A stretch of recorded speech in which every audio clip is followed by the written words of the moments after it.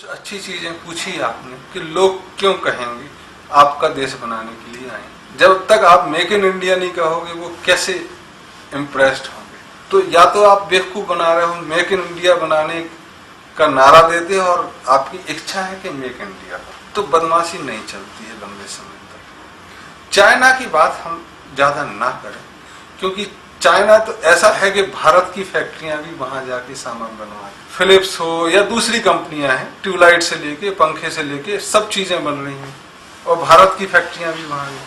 वो कहते हैं भारत में मानदेय या सैलरी ज्यादा है, चाइना में उससे कम है। इसका क्या मतलब है? चाइना अपनी ही जनता का खून चूस के आपको सस्ता सामान मुहैया करा रही है जो भारत जैसे देश में संभव नहीं हो पा रहा है।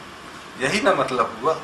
दुनिया में सबसे सस्ता मैन पावर अगर है तो चाइना में। इससे चाइना के लोगों को रोजगार मिला है, चाहे वो मिनिमम पे मिला। तो क्या आप वैसा माल बनाना चाहते, क्या वैसा माहौल क्रिएट करना चाहते? मैं तो इस बारे में न चाइना के लिए ही हामी भरना चाहूंगा कि चाइना ऐसा बने हमारा पड़ोसी देश कि जहां लोग सोचें कि आदमी सस्ते में मिलता है। अरे उसकी पूरी इज्जत होनी चाहिए और एक जो अंतर्राष्ट्रीय स्तर पे मानदेय हैं, जो उसका रिन्यूमरेशन है, जो रिएम्बर्समेंट है, वो तो मिलना चाहिए। आप यहाँ से बना के और वो दुनिया में महंगा बेचे, इसका क्या मतलब है? ऐसा मार्केट हम अपने लोगों को क्यों पसीना बहाएं और दूसरों के यहाँ बारिश हो? थोड़ा कम खा लो, एक प्राइड तो मेंटेन करो। और चाइना ने दुनिया में धीरे धीरे जो भी है ताकत है, कुछ चीजें वो विदेशों से नहीं ली हैं, वो अपनी डेवलप की। जैसे आर्म फोर्सेस में या दूसरे, वो बाहर की ताकत से नहीं आए। उनका अपना विजन, अपना प्लान है। जैसे वहां पावर प्लांट लगाना है तो प्लान हुआ कि 1 लाख मेगावाट लगाना है, तो अपने हिसाब से लगाना है कि 4 कंपनियों को बुलाया, आप कितना लगा सकते हो, आप कितना लगा सकते हो। तो एक उनका है। आपके यहाँ डेमोक्रेसी है, आपकी अपनी ताकत है, अपनी कमजोरियां हैं। तो चाइना का उदाहरण हम ना लें तो बेहतर होगा। चाइना ने पूरे 2-3 हजार वर्षों में जब भी प्रगति की है बहुत तेजी से की है, फिर रुक गया। इंडिया की प्रगति जब भी हुई है एक बीज बन के एक नई दिशा ला के दुनिया को दर्शन दिया, एक अलग चीजें जीने का तरीका सिखाया, उसमें कला और कार्य दोनों शामिल हैं। तो अलग अलग लोगों की हिसाब की चीजें आप बेवकूफ बना नहीं सकते। मेक इन इंडिया बोलोगे तो मेक इन इंडिया ही होगा, मेक इन इंडिया नहीं होगा। आपकी सामर्थ्य और कम हो। फिर चीजें आपको डेवलप करने की तो अपना तो बनाओ कि क्या डेवलप करना है। अगर आप अपना नक्शा तैयार रखते हो कि हमको ये बनाना है तो फिर बहुत सारे तरीके निकलते हैं। जैसे मान लो हम कहें विकास दर को छोड़ दें कि हमको एक ताजमहल जैसी इमारत और बनानी है। कल तुम सजेशन इनवाइट करो और आई एम श्योर कि कम से कम 50,000 लोग बताएंगे कि ताजमहल जैसा ताजमहल एक और कैसे बनाया जा सकता है, जो ये दर्शाता है कि देश में टैलेंट की कमी नहीं है। आप उनसे ये भी पूछ सकते हो कि इसका पैसा कैसे आएगा, इसकी जगह कैसे आएगी, वो सब बताएंगे।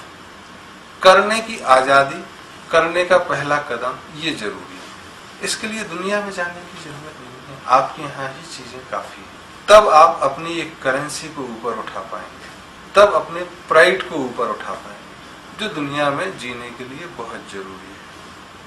हम 50,000 के कपड़े पहन सकते हैं, लेकिन गांव में अगर हमारे जो कोई दिखाएगा और 50 रुपए के फटे कपड़े पहने दिखाएगा, वो भी हमारा भाईबंद होगा, तो ये दुनिया में चीजें दिखती हैं, इससे आपकी शान नहीं बढ़ती है। तो एक कंपोजिट सबका साथ सबका विकास एक्चुअल में होना चाहिए। तो सबका साथ ले लोगे तो सबका विकास हो जाएगा। एक ही चीज पकड़ो, सबका विकास कर लोगे तो सब साथ होंगे, दोनों मत पकड़ो।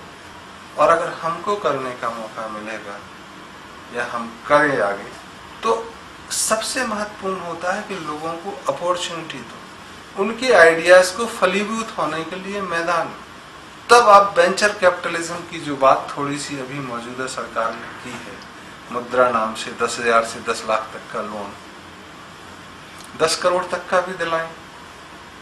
और अगर बहुत अच्छा आइडिया है तो उसको क्यों कर कोऑपरेटिव सेंटर में लाके, कोऑपरेटिव सेक्टर में लाके 10,000 करोड़ भी खर्च करने में क्या दिक्कत है?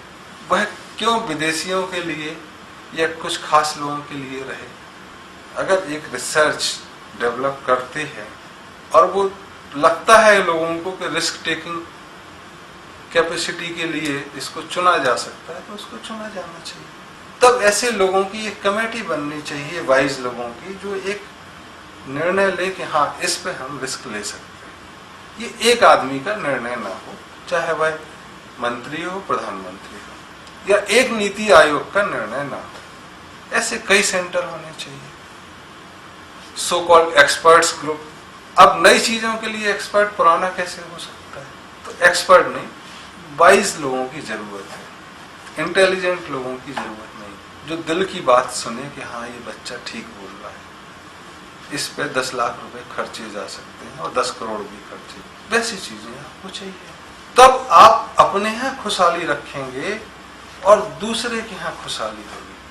तब सिर्फ इतना अंतर होगा कि एक जंगल में फूलों से लदा हुआ जंगल अगर कहीं है, उसकी खुशबू देखेंगे, एक बगीचा जो खुशबू है और एक सेंट की खुशबू। तो सेंट की खुशबू लाने के लिए कुछ जगह बदबू भी आती है, जबकि बगीचे के फूलों में और जंगल के फूलों में गंदगी से ही फूल उभर के आते हैं। इतना ही अंतर होता है। तो फूलों की खुशबू रहे ये अच्छा है, सेंट की खुशबू कम से कम हो।